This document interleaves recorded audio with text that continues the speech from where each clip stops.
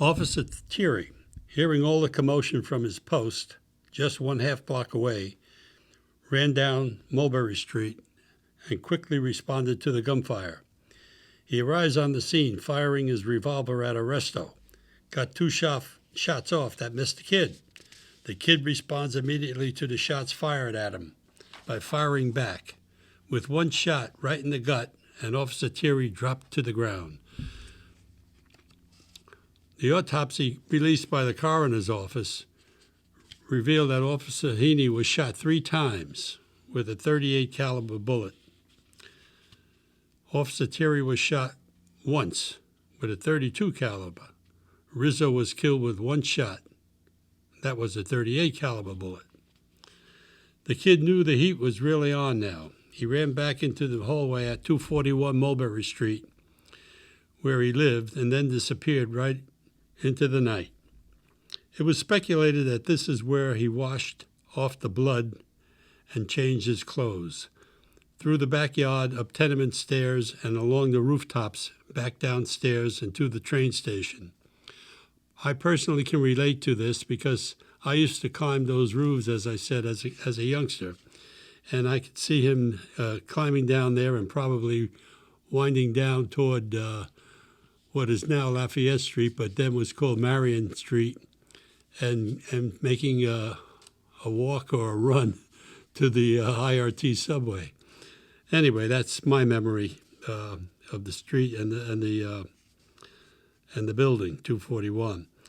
Pandemonium struck Mulberry Street Station. All officers from Mulberry Street Station were called in to the scene. Some officers tended to their fallen friends. Other officers had cordoned off the crowds. Others were questioning Italians in the crowds. And yet other panic-stricken officers rushed to Mulberry Street House at 205 Mulberry Street to put a call to St. Vincent's Hospital to save their fallen brethren. Lieutenant Sullivan quickly ordered all reserves from the Mulberry Street Station to report for duty. After a short while he realized the gravity of the situation, hurried to a telephone and sent requests for all reserves in the great city south of 14th Street to report to Mulberry Street. This was in the New York Times, by the way, on May 4th, 1913. Others tending to Officer Thierry heard very little from the fallen officer and couldn't get an idea of what happened. Thierry was weak and struggled speaking, but pushed through his pain to speak, but his words were incoherent.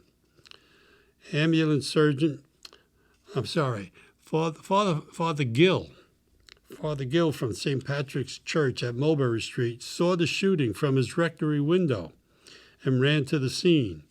He began administering last rites to Rizzo and Officer Heaney, evidently seeing the dire condition of both victims. All 3 men were admitted to St. Vincent's Hospital. John Rizzo, 35 years old, of 41 Spring Street, was pronounced dead on arrival. He was out on a $2,000 bail at the time of the shooting for shooting at Taylor from Brooklyn. Patrolman Charles Thierry, 36 years old, of 633 Greenwich Street, was pronounced dead 2 days after arrival at St. Vincent's Hospital. His widowed mother and brother, fire captain of Company 43 in the Bronx, were at his side when he died. A police funeral was given with full honors for the 12-year veteran. Of the hundreds of witnesses, not one would admit seeing the occurrence. Only Father Gill, the priest at St. Patrick's Cathedral, would admit seeing the fight and shots. But of course he admittedly could not see or identify the shooter. He would run to the scene and administer last rites to all victims. I can relate to Father Gill because I, as an altar boy and later growing up in the neighborhood, slept in the rectory, and even from my window at 247 Mulberry Street, I had a full view of St. Patrick's Old Cathedral and church, as well as partial view or full view from my fire escape if I sat outside of the rectory. So I can appreciate what Father Gill must have seen at the time. Again, the New York Times reported on May 4th, 1913, and I quote, "At 12:30 o'clock this morning, Mulberry Street All of Mulberry Street was in an uproar. One policeman and an Italian gangster lay dead on Mulberry Street, while another policeman lay seriously wounded at St. Vincent's Hospital. Police reserves were brought in and rushed into the district from all stations south of 14th Street. The chief of the Detective Bureau showed up himself on the scene and dispatched his detectives all throughout the Italian quarter of Manhattan to find the murderer. There were no shortages of theories on who committed the crime, why it happened, and how it happened. Officers and detectives were already mixed in the crowd trying to find answers. After 1 hour of scouring the crowd, still not one person on the scene would admit to seeing what happened. Mulberry Street was jam-packed with crowds that numbered several thousands. Crowds came from all over directions and were held behind the police lines even past 1 a.m. The New York Times again mentions slays a policeman and a gangman, May 4, 1913. Detectives from the department theorized that there were two shooters because of the accuracy and deadly effect of the crime. Yet others theorized it was a crack-shot gangster from one of the dangerous downtown gangs. And thus the two-shooter theory arises. The coroner asserted that two men must have done the shooting. They held Ralph Laredo on charges of being the second gunman. Detectives arrested Pedrugo Tipaldi due to his resemblance to Arresto. The policeman knew better. Their theory was that this was an expert gunman that carried two guns, one caliber to kill at a distance, one caliber to kill close up to the victim.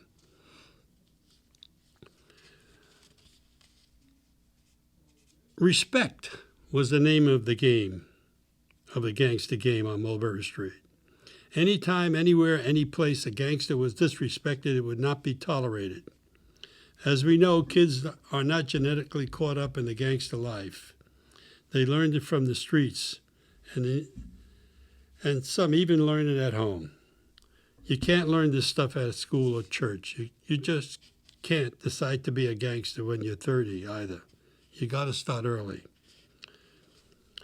Arresto wasn't a big guy. Newspaper and police profiles show him standing at 5 foot 1 3/4 inches and only 125 pounds. But guys twice his size would fear him. Hell, his confidence would lead him to believe that a whole army of Sicilians couldn't take him down. He was strong. He had muscle, and he knew how to fight. But most of all, everyone knew he had balls.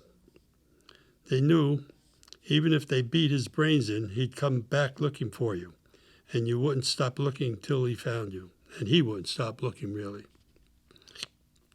You got to think like that to survive on Mulberry Street. It's mostly a mind game. He thinks like a crazy man, and they think he's a little crazy.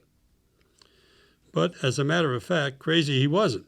He was a hardened criminal with real business sense. Arresto not only sold guns, but was an expert with automatic pistols. Arresto knew that the seed was planted. It grows in their mind, and then, and only then, is when they fear you and respect you. Nobody wants to mess with you. Without that respect on the streets, you're done. You might as well break yourself and sell apples out of a cart. Respect, that's what kept Arresto and his family alive till now. Nobody messes with the family or the family business.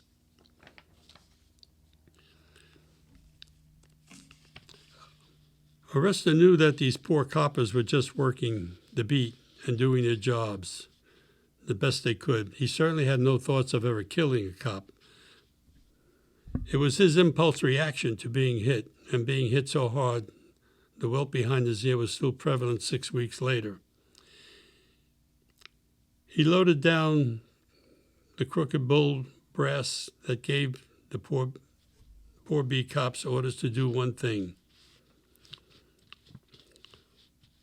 Things were real simple back then, in the early 1900s, for the family.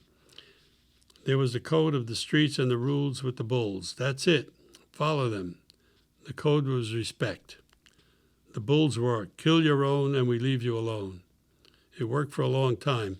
Even President Theodore Roosevelt knew it worked.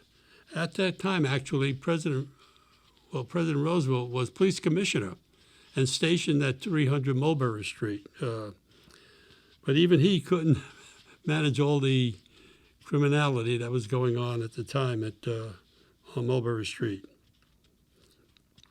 Even if codes were broken for arrest or for the family, violation of the code meant an irrevocable death sentence. Passes are not an option. Most Sicilian guys give passes, have votes, got to get an okay from this guy or that. Not us. You're dead, plain and simple. No judge, no jury, just the hangman. Now, Arresto knew death sentences were bad for business. So did the family. They didn't need or want the interruption. Everyone knows the code and the rules. They know that they know what the consequences are. And if they violate them, there is no remorse at all. They're just enforcing the code. It was just Arresto's job. It's just what he did. Unfortunately, the only thing they respect on Mulberry Street is if you didn't put a gun in their face, and they'll walk all over you. That's not going to happen to an enforcer. He tried to keep everything clean. People should have known better than try him on for size. The mindset that everyone who tangled with him had it coming. One thing everyone knows around Mulberry Street, don't mess with the family or you'll end up nailed up in a pine box. People knew it. It had been known that blasting someone never bothered Arresto either. He was described by most Sing Sing officials as one of the most dangerous stone killers to be housed in their fine establishment.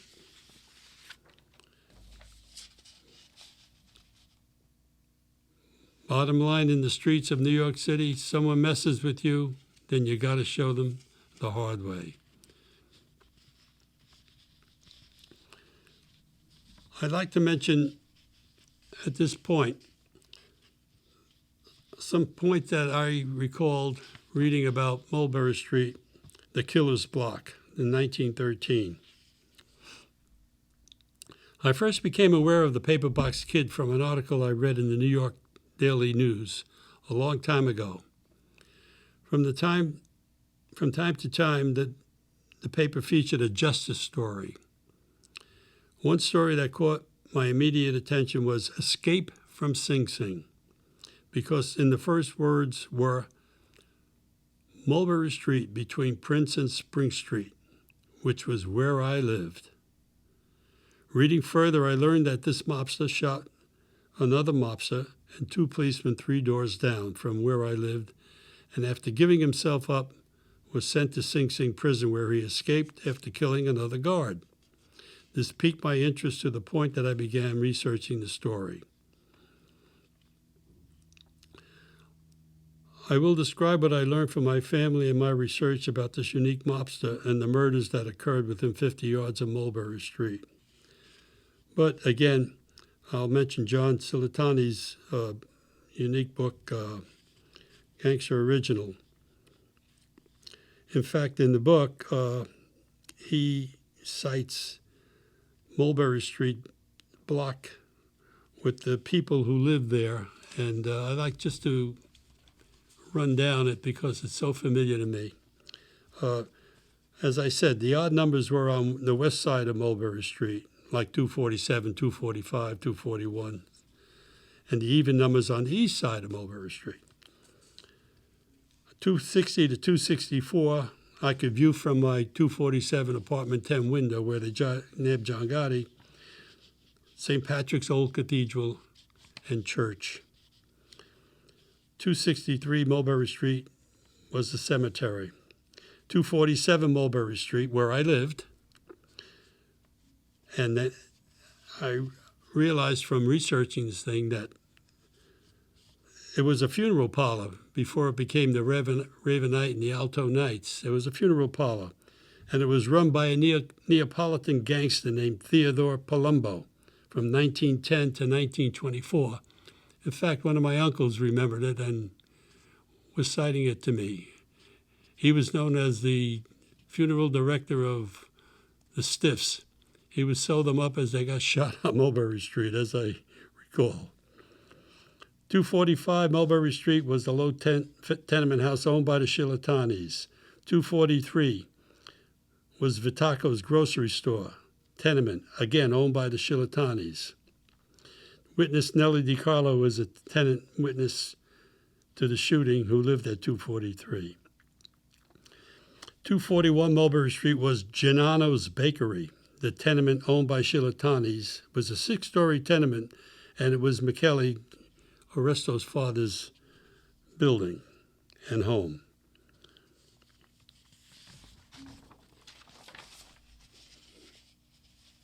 .236, I might mention, across the street, even number, was Latone and Cadetti Funeral Parlor, a very busy place in 1913.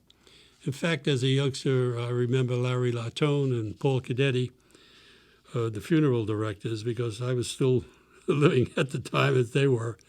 And Larry Latone was a friend of my dad.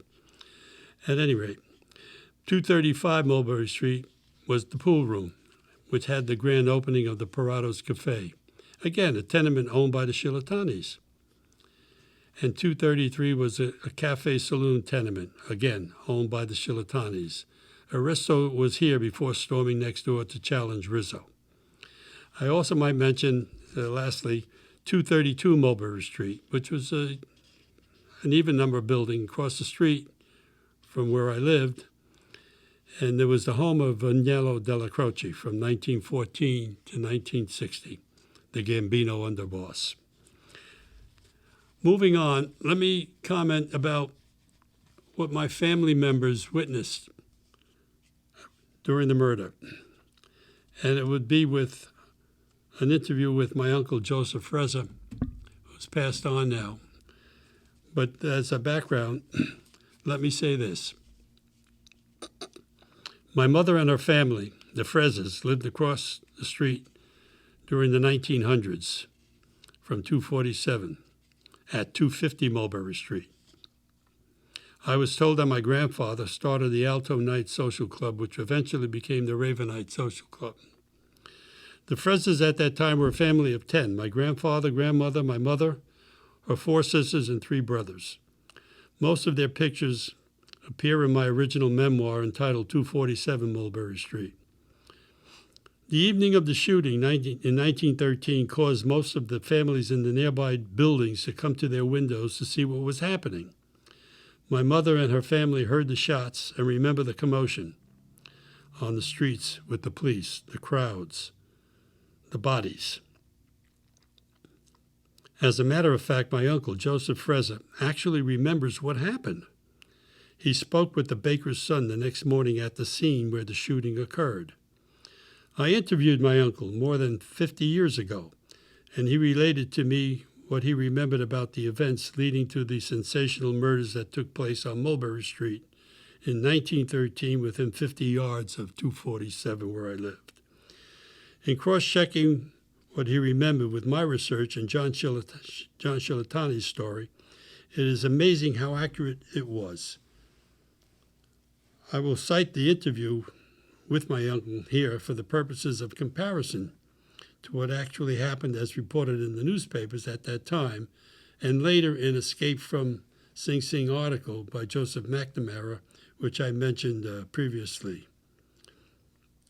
I'm also including a couple of comments from my uncle's older sister in terms of what she remembered. So, beginning with the interview with Uncle Joe during the 70s, early 70s, in which he relates events leading to the murders which took place on Mulberry Street in 1913. I'll start it. Thinking back now to 1913, how long would you say the incident with Morgan and his gun occurred? Uncle: well, the year before that, Johnny Rizzo, Kid Morgan, was firing shots at one of my father's drivers, you know. So we opened our windows and we started throwing bottles. When did this take place? It was a Sunday a year before that. Well, who was throwing the bottles? My family, yeah. Then other people started hollering, Then naturally he ran away. Because at that time the police used to come around fast in those days, They heard a shot. There were so many shots involved, see? And this fellow Rizzo ran away? Yeah, he threw the gun away. He lost the gun. The gun belonged to Shields, And then they had the breakup. They had that argument. That was the excuse about the gun. They had that argument that night, and he shot him. Then he shot 2 cops. But you told me that a lot happened before that with the store to make him jealous. Well, before that, his father put up a little store for him at 241 Mulberry Street, and he didn't go partners with Johnny Rizzo, meaning Chilatani, or Rizzo rather. Johnny Rizzo took a place on 46 Prince Street, see? And the 2 stores kind of wound up faring with each other, And then there was animosity that caused them to be like enemies, And the father was steamed up about it. You get that guy to pay for the gun and this and that, He steamed up the son, and that thing happened like that, see? And that was the main reason that the murder happened as you remember it? There might have been other reasons too, but that was the main reason. That was the motive. You could see that it was a good motive there for it, And then, is there a thing that you can recall after that? For instance, why did Nellie DiCarlo testify against him? Well, she was living right in front of the building where it happened, She lived at 241. Or at 243, rather. She was right there. But she liked Rizzo, you told me. Well, I would say that she would have preferred him.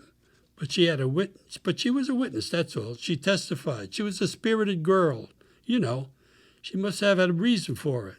Or she would have denied she had seen anything, She was a star witness there. Do you remember the day the shooting happened? Yeah, it was a Saturday night or Sunday. Yeah, in the morning when I got up and I went down the street, and there was a kid there, the baker's son there.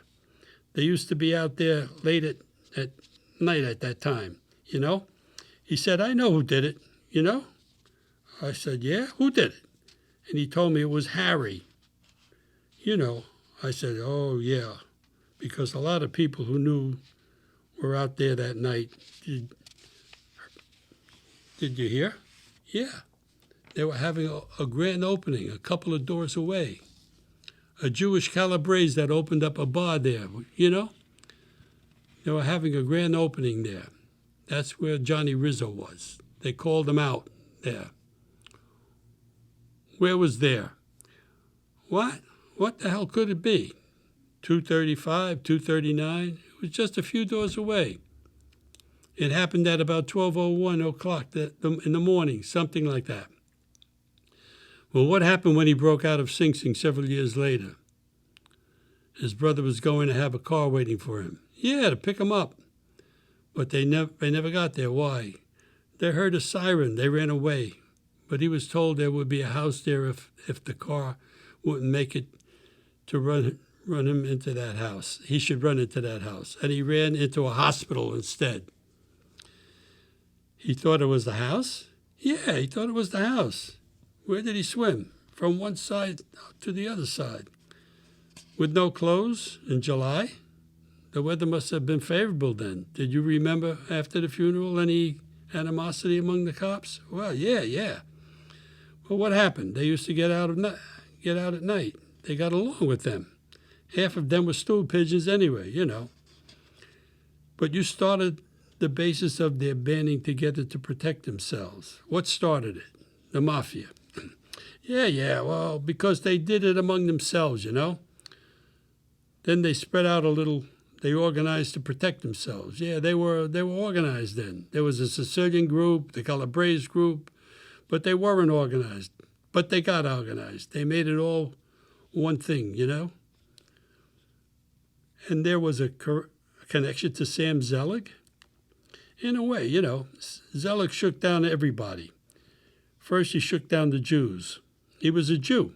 And then he shook down the Italians at that time.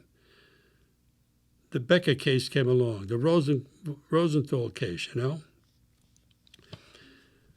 Well, at the end of my interview with my uncle, and I asked my Aunt Carrie, who was his older sister, what she might have remembered about the shootings that night.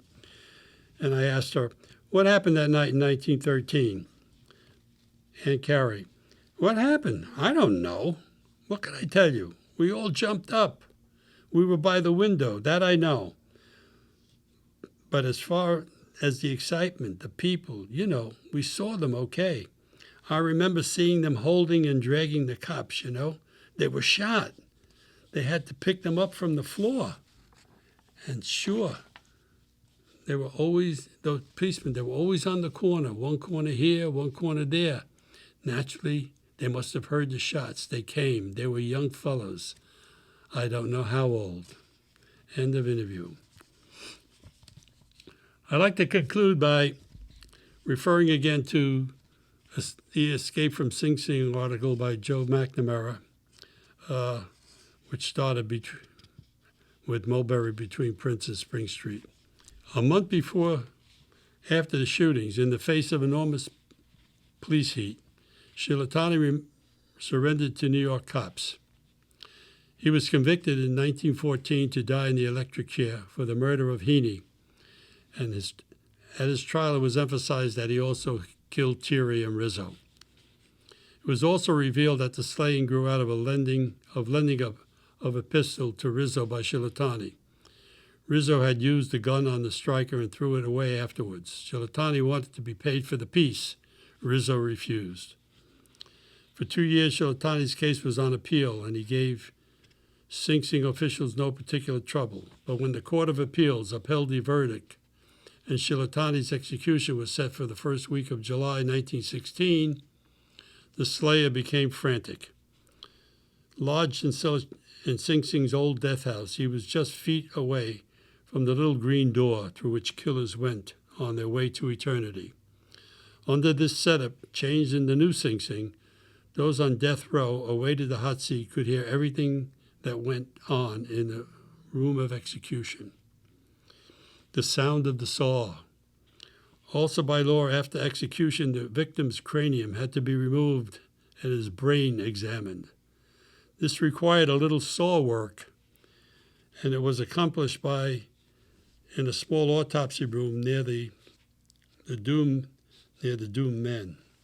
The sound of the saw unraveled them, according to Dr. Amos Squire, chief physician at Sing Sing for more than 30 years. About a month before Shilatani's scheduled execution, Roy Chaplin went to the chair, and another person, Giovanni Supe. The sounds of execution and autopsies following the turndown of his appeal apparently unhinged the young felon, I should say. He tore up his cell and had to be sedated. At that time, the chief physician at Sing Sing was the sole judge of a doomed man's sanity. Now, Shilatani played the wacko, but Squire would not buy his game. Shilatani was incensed. He snarled at Squire, "You'll get yours in 24 hours." Unknown to the doc, Shilatani had a pistol and ammo in his cell and could have used them, but he had other plans. About midnight, June 21, 1916, Shilatani asked guard Daniel McCarthy for a slop can. At that time, the death cells had no indoor plumbing. As McCarthy opened the cell door with a pail, the prisoner shoved a pistol into his abdomen and fired. Shilatani dragged McCarthy into the cell and with his keys locked him up. Or locked him in there, we should say. 2 guards, hearing the commotion, came to McCarthy's aid. One was shot in the arm, and both were locked in cells. Shilatani, in his underwear, slipped into an exercise yard, placed a 10-foot long bench against the wall, and scurried over. He scaled a high fence and leaped into the Hudson River. However, that night, Shilatani became confused. He swam south instead of north. A Confederate in a car, hearing the prison sirens wail as a breakout was discovered, drove off in panic, and the escapee could not find clothes that had been left for him by the river. Spotting a light, Shilatani, pistol in hand, entered a building. It was Ossining General Hospital. One night nurse was on duty. "Oh, you must have some dry clothes," she said. "Wait here and I'll get them for you." She had heard the shriek of sirens and knew their message, but she was calm. She came back with one shoe. "What good is one shoe?" Shilatani exploded. "I'll get another," she said. "I can't wake anyone." Shilatani was infuriated. By dribs and drabs, the gutsy nurse assembled a wardrobe of sorts, taking time to phone authorities from upstairs. "I think the escaped prisoner is downstairs. I'll try to hold him for you." And hold him she did until guards walked in and arrested Shilatani without a struggle. Back in his cell, Shilatani told Squire that he had anticipated getting a sedative from the good doc that evening, and that if he had, he would certainly have killed him. McCarthy died, making Shilatani a 4-time killer. On June 28, 1916, New York Governor Charles Whitman refused a reprieve, and Shilatani reported to his maker at 6 a.m. June 30th. As he sat in the hot seat, Shilatani said, and I quote from the article, "I'm sorry that unfortunate man, McCarthy, died. He grabbed my gun, but I am innocent of the crime I am accused of." End of the story of murder and mayhem on Mulberry Street